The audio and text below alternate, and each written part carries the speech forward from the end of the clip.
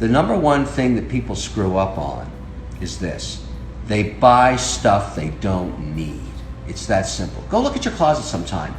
80% of the crap at the bottom of your closet are clothes you don't wear anymore, and yet you paid for them because you thought you needed them and you wanted them. Imagine if you could turn all that stuff back to cash, or better still, you never bought it. That cash should be in the bank right now, making interest for you, or an investment that pays interest or a dividend. But no, it's sitting at the bottom of the closet, dead money. That's what that is.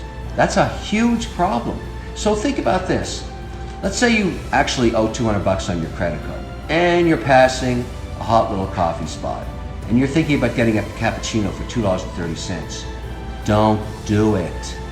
Pay off the $200 first. Don't spend money on stuff you can't afford. It costs 15 cents to make coffee. You're paying somebody $2.30. The rest of that could have been used to reduce your debt. That's the whole deal.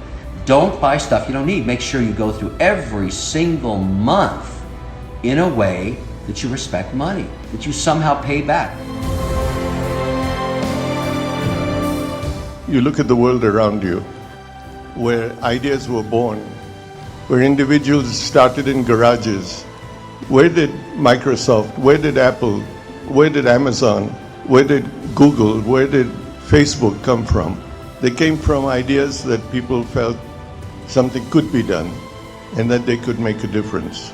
So as you go out into this world, I would hope that you look at being ethical and holding the value systems which you want this country to have. If you think you cannot make a difference, I'd say you very well can make a difference if you so desire. If you speak or sit next to a Nobel laureate, he never tells you that he won a Nobel Prize. Other people tell you. So let humility be your best defense. And I would say that you always need to take a view that, and you shouldn't merely consider yourself successful based on the prosperity you gain for yourself, but you should go home at night feeling satisfied if you have made a difference. That difference is something each one of us can make. We'll have failures and we've had frustrations, but it's a continued commitment that we have to the world around us. Working the real world, I would say, it is important to be well-rounded.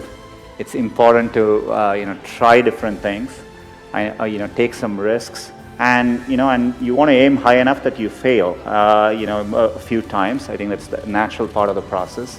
If you work on really difficult things, you're better off because you have no competition. Others aren't working on that difficult a problem. And even if you fail, you end up doing something great in the process.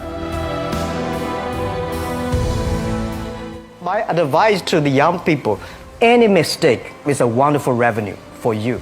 So I told myself and told my young people, before 20 years old, be a good student.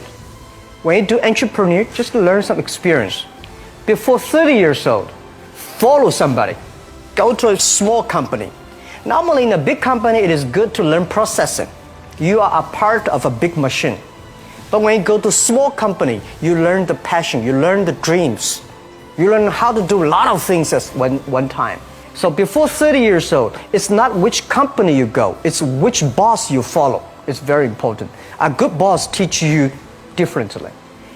From 30 to 40 years old, you have to think very clearly, you're working for yourself if you really want to be an entrepreneur. When you're 40 to 50 years old, you have to do all the things that you are good at. Don't try to jump into the new area. It's too late. You may be successful, but the rate of dying is too big. So 40 to 50, think about how can you focus on things that you are good at. But when you are 50 to 60 years old, work for the young people because young people can do better than you. So rely on them, invest on them, making sure they're good. I've told a lot of people, it doesn't matter how many times you fail, if you get it right, you're an overnight success. All you gotta do is get it right one time. I mean, the thing about being an entrepreneur is it's just all to you.